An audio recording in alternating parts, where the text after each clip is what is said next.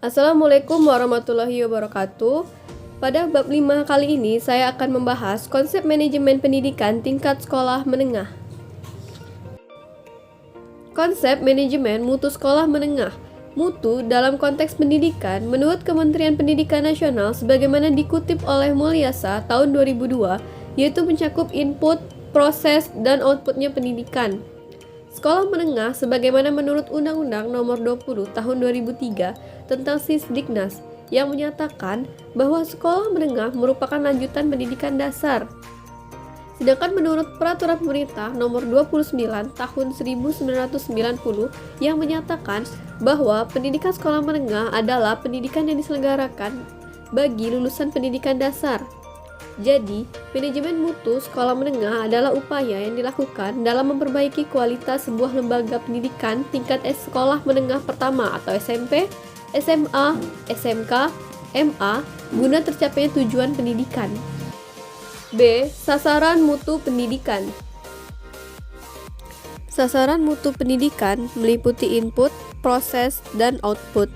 Input terdiri dari kepala sekolah, guru, pegawai ahli, fasilitas lengkap, lingkungan kondusif, kurikulum berstandar tinggi, dana, siswa yang terseleksi, dan dana pendukung yang cukup. Proses meliputi kegiatan belajar mengajar, metode, dan pengujian efektif, kemudian organisasi atau manajemen administrasi yang baik. Yang C. Hubungan masyarakat atau industri erat. D. Kegiatan ekstrakurikuler aktif. E. Pengendalian mutu efektif.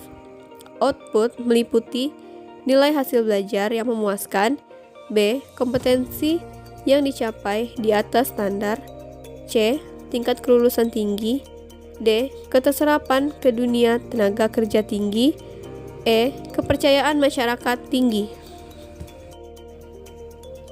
C. Karakteristik sekolah yang bermutu. 1. Hal-hal yang diperlukan untuk mengelola sekolah antara lain: yang pertama, memahami fungsi sekolah serta maksud dan tujuan pendidikan atau cita-cita bangsa. Yang kedua, memahami kebijakan pemerintah dalam bidang pendidikan dan Undang-Undang Sisdiknas.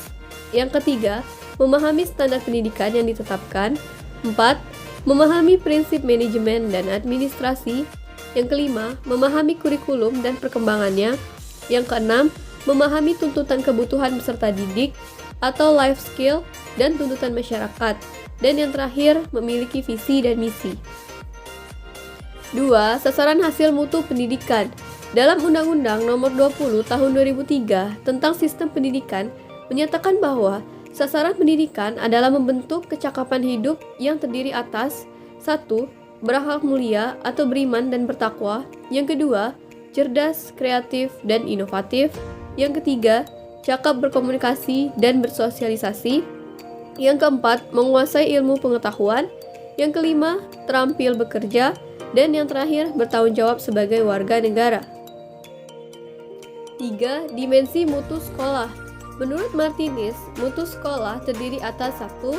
Melaksanakan kegiatan sesuai fungsi atau tepat sebagai lembaga pendidikan. Yang kedua, memiliki keunggulan. Yang ketiga, terpercaya sebagai sekolah yang baik. Yang keempat, kondisi nyaman dan menyenangkan. Yang kelima, penampilan fisik maupun kegiatan menarik. Dan yang terakhir, mengesankan favorit.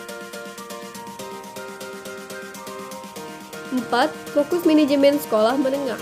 Pengelolaan sekolah menengah terfokus pada: yang pertama, pembaruan SMA yang berkelanjutan dalam rangka meningkatkan mutu pendidikan. Yang kedua, implementasi sistem manajemen abad 21 dengan mempertimbangkan peran SMA dalam membangun MBS di SMA. 3. Implementasi sistem manajemen SMA dalam rangka konsep balance dengan melakukan sinkronisasi terhadap MBS. Yang keempat, implementasi sistem manajemen SMA dalam kerangka good governance. Dan yang terakhir, implementasi sistem manajemen SMA yang adaptif dengan perkembangan ICT.